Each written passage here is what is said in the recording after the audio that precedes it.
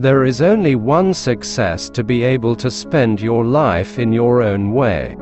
There is no mistaking a real book when one meets it. It is like falling in love. Read, every day, something no one else is reading.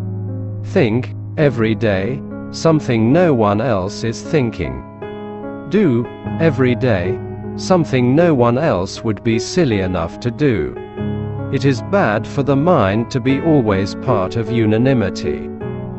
When you sell a man a book, you don't sell just 12 ounces of paper and ink and glue. You sell him a whole new life. Love and friendship and humor and ships at sea by night.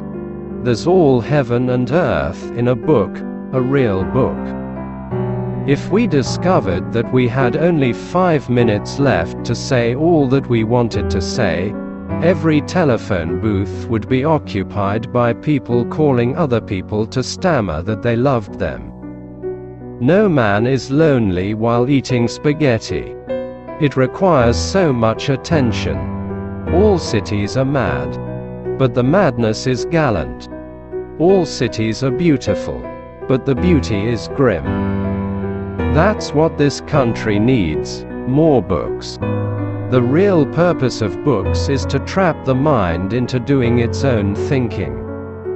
The courage of the poet is to keep ajar the door that leads into madness. There is indeed a heaven on this earth, a heaven which we inhabit when we read a good book. Cherish all your happy moments. They make a fine cushion for old age.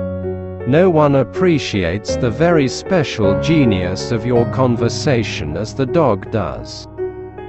Humor is perhaps a sense of intellectual perspective, an awareness that some things are really important, others not, and that the two kinds are most oddly jumbled in everyday affairs. That's why I call this place the Haunted Bookshop. Haunted by the ghosts of the books I haven't read. Poor uneasy spirits, they walk and walk around me. There's only one way to lay the ghost of a book, and that is to read it. It's a good thing to turn your mind upside down now and then, like an hourglass, to let the particles run the other way.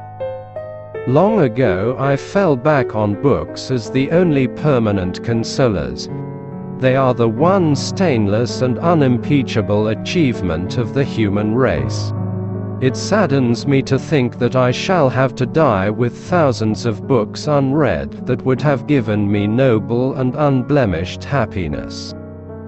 Living in a bookshop is like living in a warehouse of explosives. Those shelves are ranked with the most furious combustibles in the world, the brains of men. A doctor is advertised by the bodies he cures.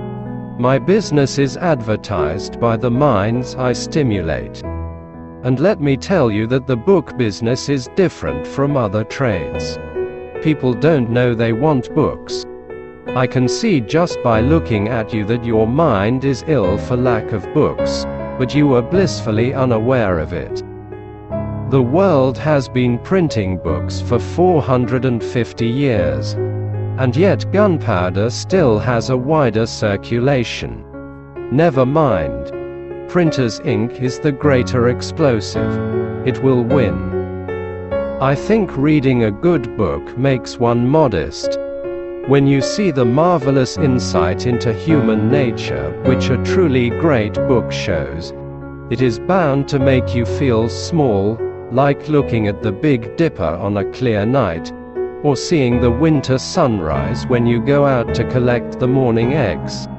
And anything that makes you feel small is mighty good for you. There are 3 ingredients in the good life: learning, earning, and yearning.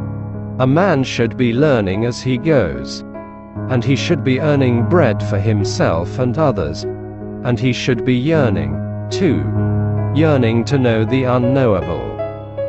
That's when a woman finds herself, when she's in love. I don't care if she is old or fat or homely or prosy. She feels that little flutter under her ribs and she drops from the tree like a ripe plum. Calling us men doesn't make us men. No creature on earth has a right to think himself a human being if he doesn't know at least one good book.